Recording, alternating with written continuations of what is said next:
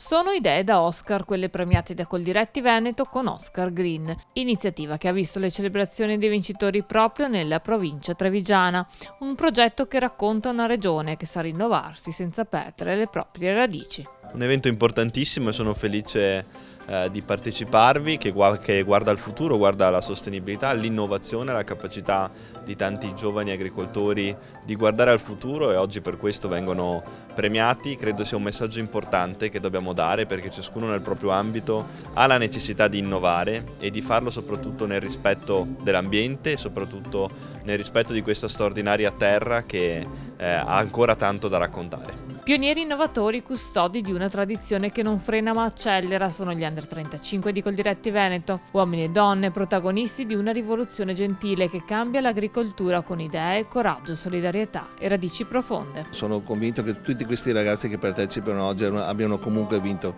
perché il fatto di aver avuto idee, si sono messi in gioco, hanno comunque un progetto in testa, è già un qualcosa di straordinario. E confrontarsi assieme agli altri credo che sia anche questo un motivo per crescere e per guardare avanti.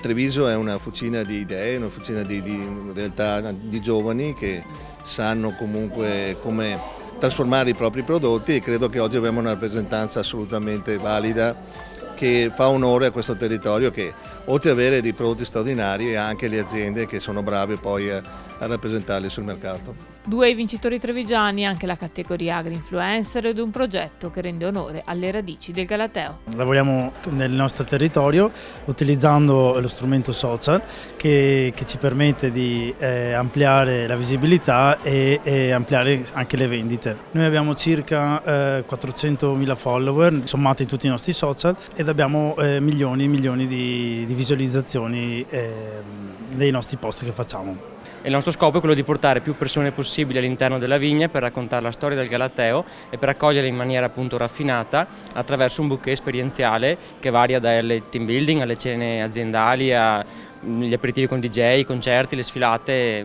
È un ambiente versatile che si presta a molteplici eventi. Ai nostri microfoni anche la vincitrice del premio Campagna Amica. Io produco miele, farine e ho così deciso di unire i miei prodotti come bomboniere al lavoro dei ragazzi di questa associazione, che fanno degli splendidi mosaici e degli splendidi pendagli, e da lì abbiamo creato le bomboniere a chilometri zero totalmente sostenibili in tutti i sensi, perché c'è il sociale, c'è il prodotto buono, c'è la territorialità e c'è il locale.